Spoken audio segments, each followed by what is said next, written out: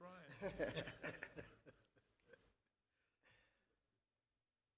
Good morning, everybody. I'd like to welcome everyone to the October 11th, 2016 meeting of the City of Columbia Board of Zoning Appeals. I'm Chuck Sally, and I serve as the chair of the board. At this time, I'd like to introduce the other members of the board. To my far left is Reggie McKnight. Immediate left is Pat Hubbard. To my right is Preston Young and Tyler Gregg. At this time, I'd like to also introduce the members of staff that will assist the board during this meeting. Brian Cook is the zoning administrator, and Andrew Livingood, the deputy zoning administrator, seated here at this table. Andrea Wolf is the senior secretary for planning and development services over here in the pews. And the board is charged with hearing applications for special exceptions, variances, and administrative appeals. All testimony is recorded for the record, and anyone wishing to speak will need to be sworn and must come up to the podium to speak. No testimony can be taken from the floor. When you come to the podium, state your name and please speak clearly into the microphone because the meeting is being recorded. For those of you who plan to speak, you must be sworn. So if you are here as that applicant or you're here to speak in any case, please stand at this time and raise your right hand.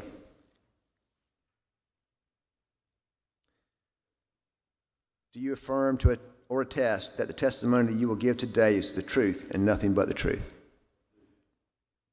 Thank you. Now I'd like to turn it over to Brian Cook.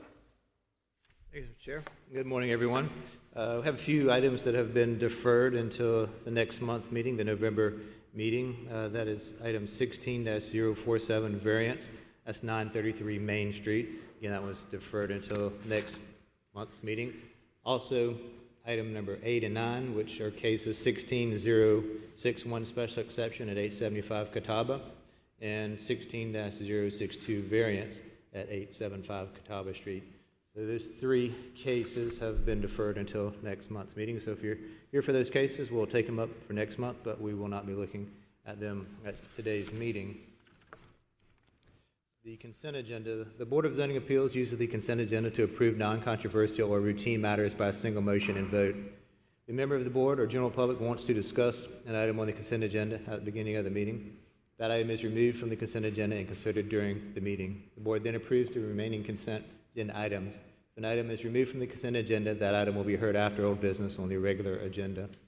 The meeting format is as follows. Applicants with requests before the Board of Zoning Appeals are allotted a presentation time of 10 minutes. This time should include, but it's not limited to, an overview of the project, case history, and any pertinent meetings held regarding the request. The time also includes all persons presenting information on behalf of the applicant, such as attorneys, engineers, and architects. This time limit does not include any questions asked by the Board of Zoning Appeals or staff regarding the request. Zoning staff may take a 10-minute presentation. Any member of the general public may address the board in intervals of 3 minutes or 5 minutes if by a spokesman for an established body or for a group of 3 or more. The applicant will have then 5 minutes to rebut if they so choose. The board reserves the right to amend these procedures on a case-by-case basis. On the consent agenda today, we have number 1, the approval of the September 13th, 2016 minutes. Number 2, we have case 16-051 variance. It's at 121 Humane Lane, tax map 13609-0101. The variance to the parking requirements for a veterinary service facility. Mr. Chairman, that concludes the consent agenda. Is there anyone on the board or anyone in the audience like any item taken off of the consent agenda? I see none. Do I have a motion to accept the minutes and pass the consent agenda? I move to approve the minutes and the other items on the consent agenda, subject to any exhibits and conditions that may be found in the case summary for that application, and to adopt as the finding of the board those findings for each case prepared by the staff, also found within each case file. I'll second it. All in favor? Aye. All opposed? Motion carries. Takes us to item number 4 on your agenda. It's case 16-052 variance at 801 and next to 821 True Street, tax map 16404, 08, 07, and 08. It's a variance to the parking, buffer yard, and street protective yard requirements to expand an existing dental office. Prior to this meeting, we had the opportunity to speak with the applicant, and they have requested to withdraw the buffer yard and street protective yard variance requests. There's some options that they can use to alternatively meet the compliance. So what will be before you today is only the variance to the parking request. And what we have is an existing, or they're proposing a 2,500 square foot expansion to an existing 2,730 square foot dental office on True Street that is requiring to add parking for the new use. Currently, the parking lot that is there is a pre-existing, non-conforming, unimproved parking service. Basically, it's gravel. The variance that's being requested today for the new addition in the number of parking spaces that would be required are 13 improved parking spaces. The applicant is asking for a 0 parking variance instead. The applicant is here and can address any questions that you may have. Very good. Just before you come up, I wanted to introduce Regina Williams also on the board. She's joined us now. Welcome, Regina.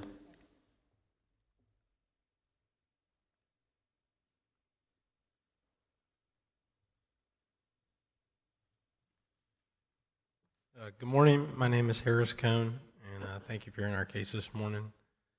The project we're asking to receive a variance for deals with the parking requirements for a renovation project to a dental office on True Street. It's a small office building behind the Cedar Terrace Shopping Center. Our client, Dr. Wayman's practiced there for 10 years, and I think the building's been there for 25 or 30. He contacted us when he recently purchased the practice to help come up with a plan to modernize it.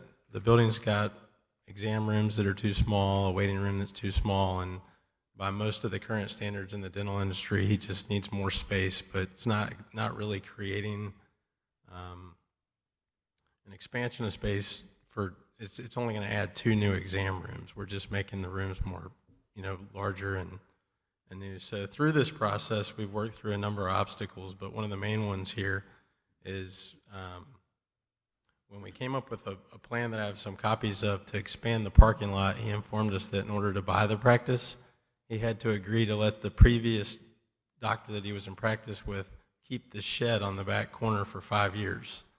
And so it kind of threw a curveball at us, and they've had a reciprocal relationship with Green Lawn Baptist Church across the street for the last, 10 years since he's been there or before. And that's how they've met their parking needs. So he got them to provide an agreement in writing to help substantiate that he actually has an agreement with them for parking. So he wants to tear down the shed and do the parking, and I have a plan that shows that we're just in a bit of an odd circumstance where he can't. So if y'all have any questions, happy to answer them. How many parking places are there now? He's got approximately 14. Okay, and those will continue to be for customers? Yes, sir. There's something in the file about that I think the staff will use the church lot, is that, or that all, who's parking on the existing?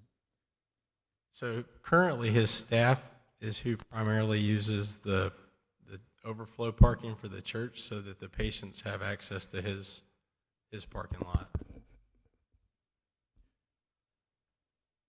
So the primary users will be the people coming, the patients, not the staff, right? Of the existing 14? Yes, sir. Thank you.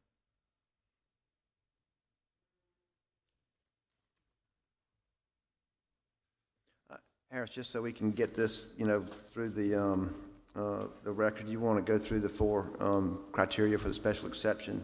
Sure. So I think as far as the ordinance that's restricting us is we can't conform to the ordinance without the removal of the shed. And the owner would like to install a new and conforming parking lot. They have no problem doing that. And he's willing to agree to a time frame or whatever that when this lease runs out on the shed, Right. he would agree to work with staff and install a conforming parking lot. So from that standpoint, it's restricting us now, but it wouldn't be later. As far as the ordinance posing a detriment, to the neighbors or community, I don't think this would have any impact on the current scenario. If any, it would be minimal. The building's really nice. It's in keeping with the neighborhood. The expansion's out the rear. It's going to be the same height. The park, with respect to the actual variance we're talking about, the renovation's only going to add 2 new exam rooms. So he wouldn't need, he has enough parking to accommodate those in his lot, and he's not going to be adding any new staff. So it's one of those situations where the square footage that's driving the parking requirement is really not reflective of his current practice. So from that standpoint, I don't think that, if you approve this, I don't think it would be a detriment. And then he also has additional overflow parking agreement with the church. Yes, sir. Across the street. And they've had that for over a decade, so that wouldn't change either. And then as far as, adversely impacting the neighborhood, I don't think it would be. He has a lot of patients that live around there. So obviously has more patients than just the ones that surround it, but it wouldn't be any different than it's currently. So, And you would say that what your request is the minimum necessary for this yes, sir. project? Great. Thank you very much. I have another question. You talked about the fact that it was a 5-year period for the warehouse, and that you'd be willing to agree, but within some time frame, to have a parking lot that would conform to the ordinance. Certainly. Can you tell me more details about what you would find that would work? I have a plan. No, I meant more the time frame. Oh, so I think he purchased the practice in July, so it would be a little less than 5 years, but the plan was originally to tear down the Would it be comfortable to say conforming within 7 years? certainly. Yeah, I think that would be more than reasonable. Thank you. Very good. Is there anyone else here to speak in favor or against this proposal, request?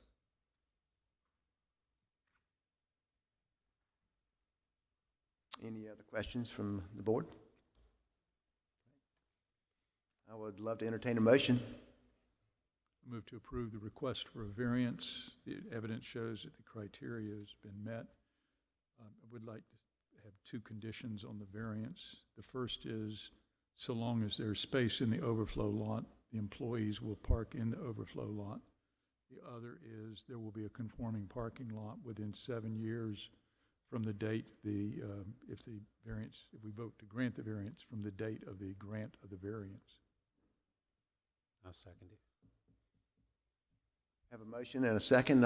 All in favor say aye. Aye. All opposed? Motion carries. Thank you.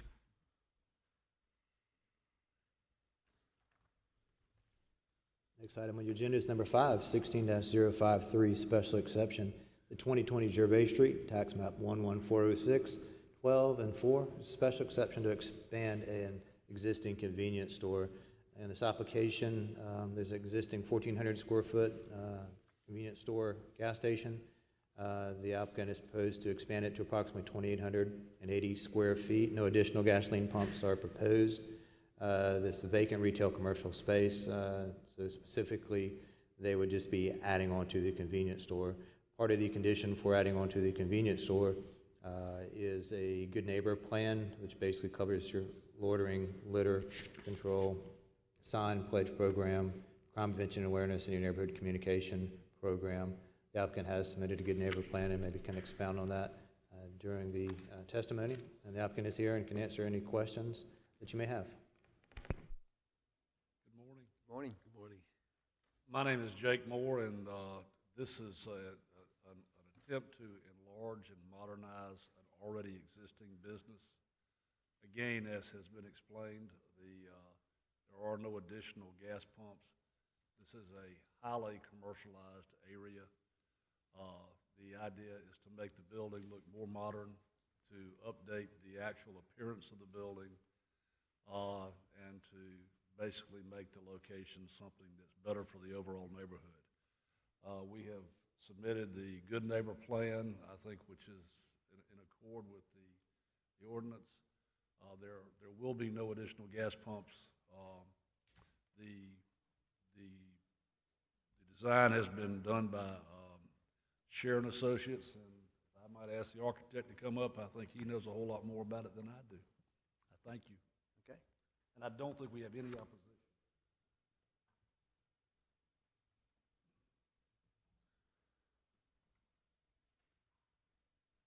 Good morning. I'm Dan Scherer, the architect on the project, and we will be expanding the existing one-stop store, adding new retail space on each side of the existing tenant space. We've already met with staff to determine, some of the requirements, setback, landscaping, those type of requirements will be met as well. We'll be pushing the building up to Hardin Street to the property line, which is part of the 5 points, planning that they wanted to push the building up to the street to tie in with the other properties along as that area develops. The building will be a stucco and brick facility. The scale of the building, it's going to be a little larger in scale than what's there now. We're making it a little taller, higher, the parapets, some in and out to create a little interest in the exterior of the building. As you see, we'll be restriping, resurfacing and restriping the parking lot, cleaned it up, and some new curb and landscaping will be installed. There's some monitoring wells on the site currently. Those have served their purpose and are starting to be removed. There's a small building at the back of the property that will remain. It's associated with monitoring of the property, but we will be landscaping that and screening it off, and relocating dumpsters. Those will be screened as well.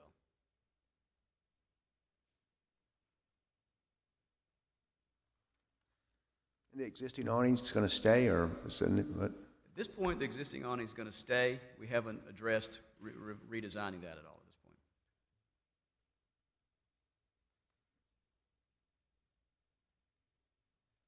Any questions? Thanks, Dan. Just one question. The expansion is going to be just for additional space for the convenience store, or will there be other kinds of plans contemplated? Yes, it'll be both. The convenience store will expand from 1,400 square feet to about 2,880 square feet, and then we'll add another 3,000 square feet of retail space, smaller spaces on each side, which could be other tenants. At this point, we're not anticipating anything like a restaurant, but mainly retail type occupancy. And when those happen, and if you have a problem with meeting whatever the requirements are, that you would come back and get permission or change your plans? Correct. Yeah, depending on what the tenants were, if they did want to put a restaurant in there, then obviously that would change a lot of things, and we'd have to come back. So, yeah. Yes. But at this point, your idea is wait and see what the market wants. Exactly. Right. They don't have anybody signed up at this point. Thank you. Any other Very questions? good. Is there anyone else here to speak in favor or in opposition to this request?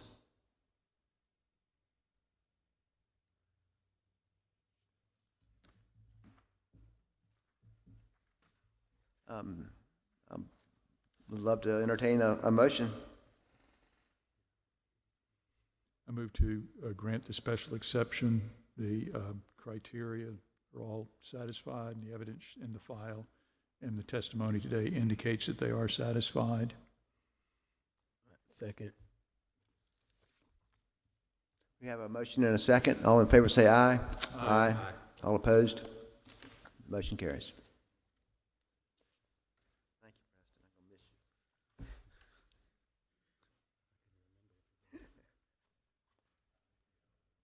It's good to see you. You're looking good.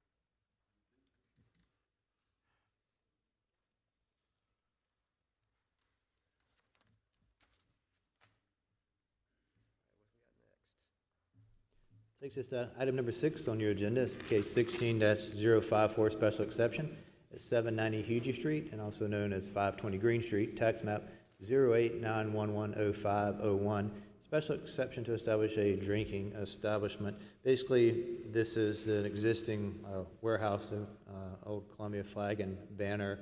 The applicant proposes to establish a approximately 3,500 square foot micro brewery, which is a use that's permitted in the district. In addition, an accessory use is the 1,800 square foot drinking place that will be associated with the microbrewery. Occasionally, with these type uses, we try to make the tasting room, if you will, an accessory to the microbrewery.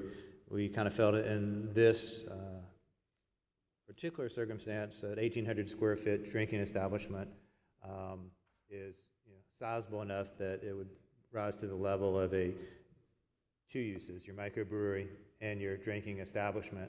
It's not an association with a restaurant or anything. A lot of times we have a restaurant and a microbrewery type facility. It kind of balances out the restaurant and the microbrewery. In this case, again, because of the size, 1,800 square foot drinking place, we decided to bring it before the board, let the board take a look at it as a drinking place. It appears to meet the conditions, and I'll let the applicant speak a little more about that, of a drinking place. Of course, again, the microbrewery is permitted in the area and district. The applicant is here and can answer any questions that you may have. May I ask a couple of questions? I want to make sure I understand. Basically, there are two principal uses, and we're focusing on the drinking establishment as a special exception.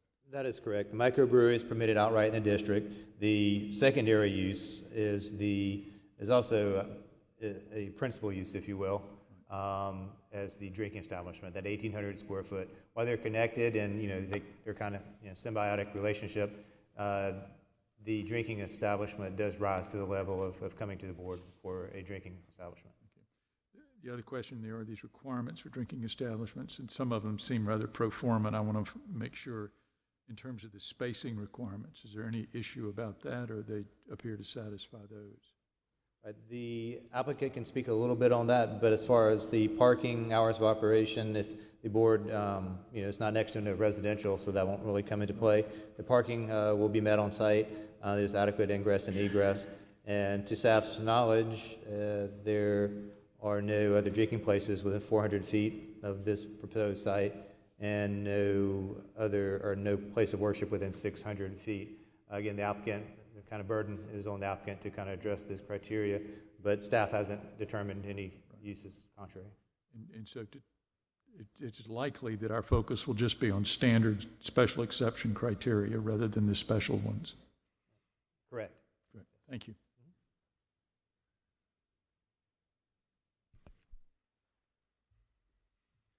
Dan?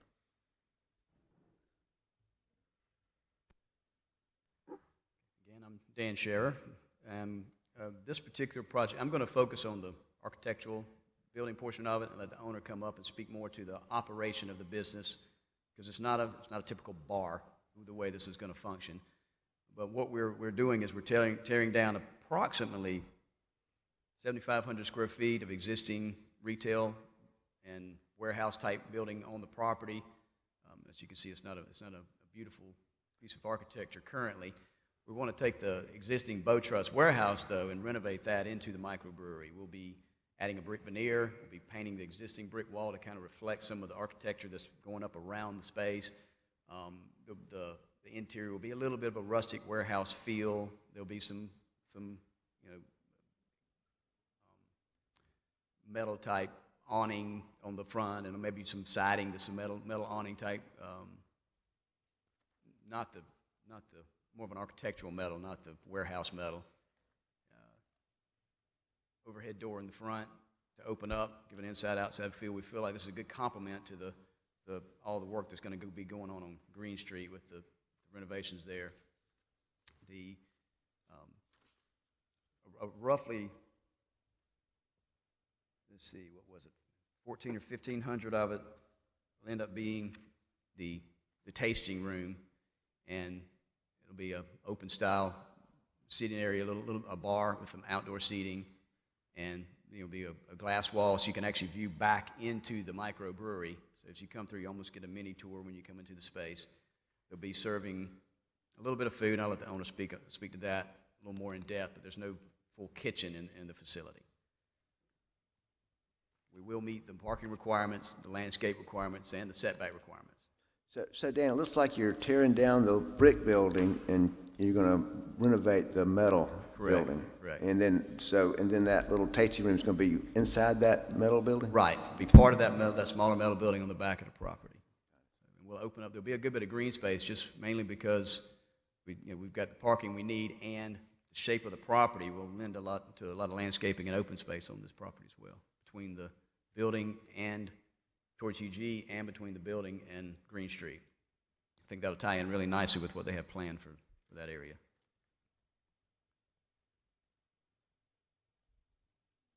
You did a good job. So you basically, the only reason why you have to have the special exception is because it's a drinking establishment as opposed to not parking, landscaping, or anything else. Correct. And again, I'll let the owner speak to this, but we don't really look at it as, I know this meets the definition of a drinking establishment, but it's not like a bar that serves, shots and liquor drinks and things like that. Is that the only thing they'll serve is the beer that they make there? I'm pretty sure, I'll let the owner speak to that. All right. So make sure I'm not speaking incorrectly. Okay. Is there anyone else to speak in favor or in opposition? Welcome. Good morning. Richard Strauss. I'm the individual who has this property under contract. We're not looking to lease this property. I have it under contract with the current owner. And we would be making our application for the microbrewery license as opposed to a brew pub license. A brew pub with the state of South Carolina. The brew pub license would impart more of a full restaurant, full bar. The microbrewery, we would be a production brewery, and we would distribute our beer through the three-tier system as allowed by law. So most of our beer that we would produce is going to leave the facility. Typically in the microbrewery, you have the accessory room, which is the tasting or tap room, so that's the subject of this discussion today. We don't serve in bottles, we don't serve in cans. It's by the pint pour, half pints, flight samples. And we don't serve wine, and we would not be serving any liquor drinks. It would be our craft beer. We intend to make an application with DHEC to get a retail beer license and allow us to have a small area for some simple food preparation like hot dogs. We would have other things typically you might see in a tap room, in a microbrewery like pretzels and beer nuts and things of that nature, but it would allow us to also have beer from our other microbreweries in town like River Rat and Conquest, so we can serve our craft beer and other craft beers. The other thing I wanted to point out is that we're not presenting ourselves as a late night bar. Typically these tasting rooms in establishments like this, you may find them close at 7, 8, 9, 10 o'clock, depending on the day of the week. So it's not intended to be a late night establishment like we may find in other areas of town where you've got establishments that stay open till 1 or 2 o'clock in the morning. So I just wanted to hit on some of those points. We had presented most everything in the memo, and those were key points that I wanted to mention, and I'll just take any other questions that you may have. I have a quick question. Seeing in the agenda, what are your proposed hours of operation? Proposed hours of operation. The production facility obviously can be running every day. The tasting room or tap room, we may open some days at 3 o'clock, close at 8. There may be other days that we might open at noon and close at 8 or 9. Typically Friday night in some of these other establishments, you might see the tasting room stay open till 9 or 10. I don't want to think that we're going to use 10 o'clock, but I do see some of the competitors stay open till 10. Some of these other places where you may have retail craft beer places that we see around town, they may stay open till 8:30 or 9. But it's intended, particularly on a Friday or Saturday night, to be closed by, say, 9 or 10 o'clock.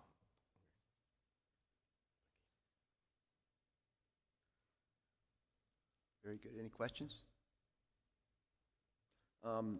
Would you just real quick for us, if you've got, do you have the criteria for the special exception in front of you? Criteria, I don't know that I've got it right in front of me, but I can remember a few things. There was a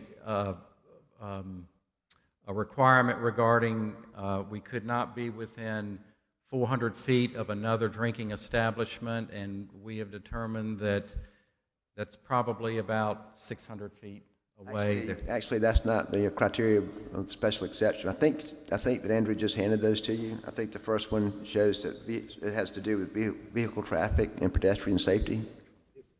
Mr. Chairman? Just for the record, in addition to the special exception criteria, if he could cover those additional criteria in his testimony, that would be helpful for staff. Just the additional criteria that conditions for establishing a drinking establishment. There's A, B, C, and D on the front page there that are criteria of your case summary.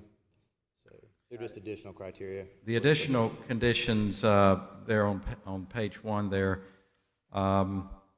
lots used as drinking places shall not be located closer than 400 feet to any other lot used as a drinking place, and shall not be closer than 600 feet to any lot which contains a school or place of worship. And we have determined that we don't have any issues there. The hours of operation shall be subject to approval by the Board of Zoning Appeals when such establishment is located adjacent to a residential zone. We've established that we're not adjacent to a residential zone, and we've got, I know the calculation that has been done for the required parking with all of those calculations per 1,000 square feet. We have met those particular criteria. Very good. Then there's the additional, I mean, not that's the additional criteria, but the original criteria, just regarding vehicular traffic, number 1, and pedestrian safety. Regarding number 1, the proposed special exception will not have a substantial adverse impact on vehicular traffic or vehicular and pedestrian safety, and adequate provisions are made in the proposed exception for parking and for loading and unloading. Our loading and unloading will be on the Pulaski Street side at the warehouse door. We understand that door has to be shut during the day and can be open for our delivery. We don't believe that we would have any adverse effect on traffic. The existing building footprint is reduced by 2/3, and the new use is approximately 80% microbrewery, which is a low traffic use. We got 21 parking spaces on site, and I think we have worked with the county in looking at the proposed Green Street extension that's coming down, and we've worked out the idea of where our ingress and egress will be, which won't have a substantial adverse impact on traffic or pedestrian traffic. Right. And then number 2, the substantial impact to the adjoining property terms environmental factors such as noise, lights, glare, vibration, fumes, odors, obstruction of air, Now, with or light and litter. since we're not a late night bar, and we're not serving in cans, and we're not serving whiskey, and we're not serving wine, and we're not serving in bottles, pretty much in these microbrewery rooms, it's the experience to be on site. It's to drink their craft beer within the confines of the law, and there isn't a lot of outside noise, and we're not there late at night. The proposed exception will not have an adverse impact on the aesthetic character of the area. We know this is a revitalization area, and what we're doing with the Bowstring warehouse, I think, is going to significantly beautify the area, at least compared to what it is right now. And then we're taking down the old retail building, which is not very aesthetic at this point. So we think our proposed landscaping and our parking place and the brick on the outside of the warehouse will add a lot of improvement to this area. And then number 4,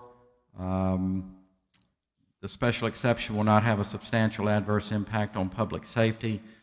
I don't believe that we would be having any substantial adverse impact on public safety just because of the nature of this room that's considered a drinking place. Again, we're not late night, and it's not designed to be serving a full liquor bar with wine and whiskey and things of that nature.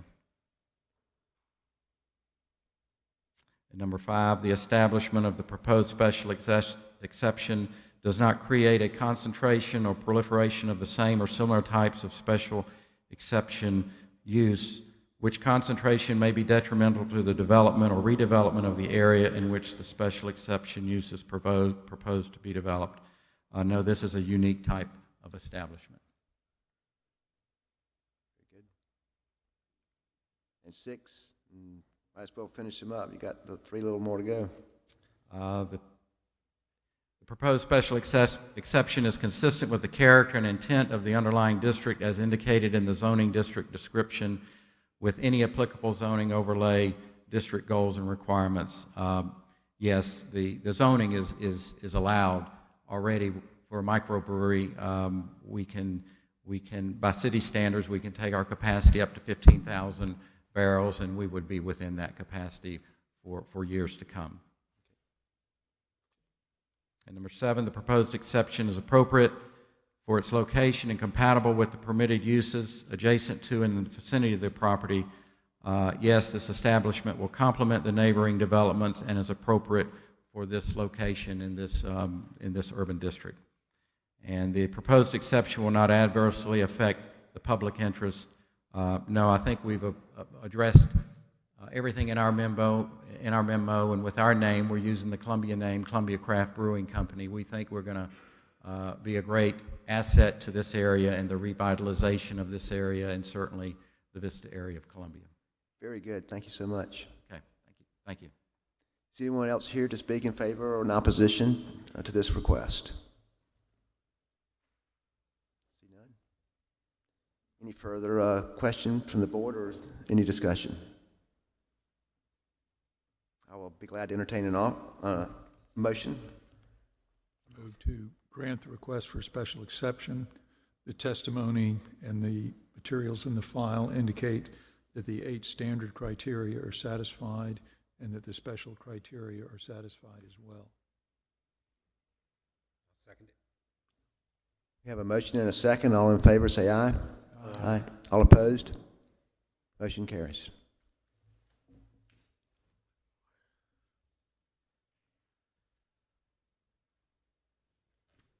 Next case is item number 7, 16-059 special exception.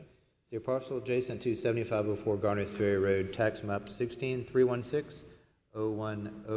It's a special exception request to allow a drive-through for a proposed restaurant, and that restaurant is Cookout. The restaurant is approximately 3,100 square feet as proposed, and the parcel is approximately plus or minus 1.33 acres. Dan Creed is here and can answer any questions that you may have.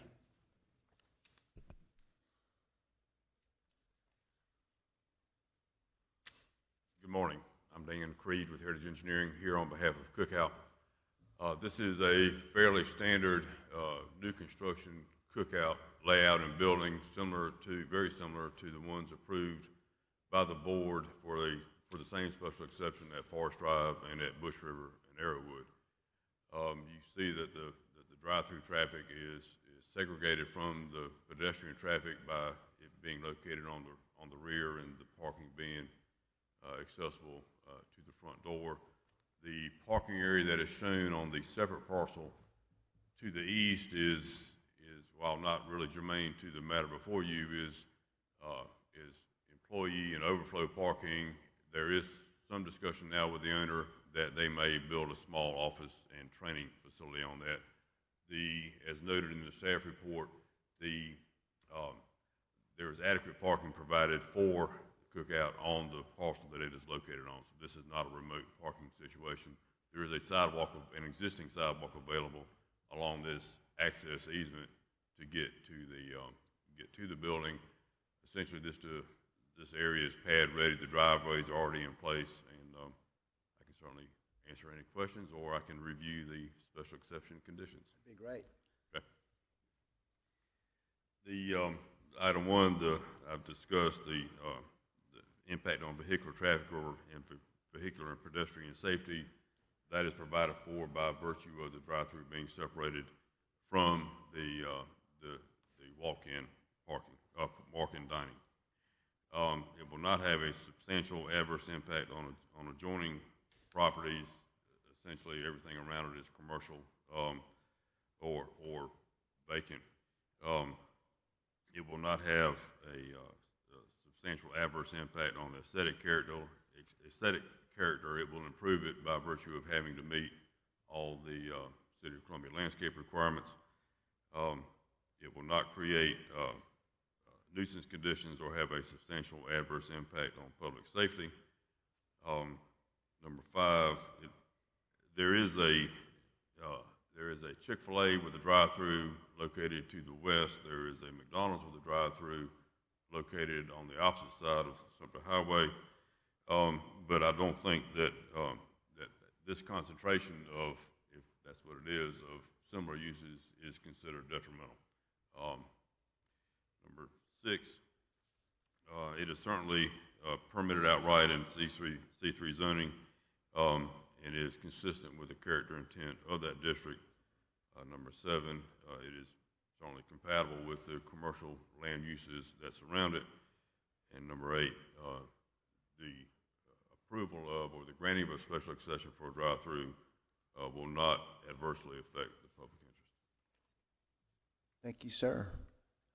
Is there anyone else here to speak in favor or in opposition to this request?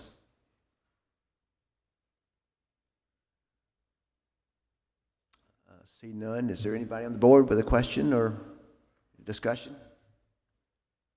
I'd love to entertain a motion on Mr. Creed's request. Move to grant the request for special exception. The testimony and the materials in the file for this case indicate that the requirements for special exception have been satisfied. Second. Have a second? All in favor say aye. Aye. All opposed? The motion carries. And, Mr. Chairman, we have no other business. Very good. We're now adjourned.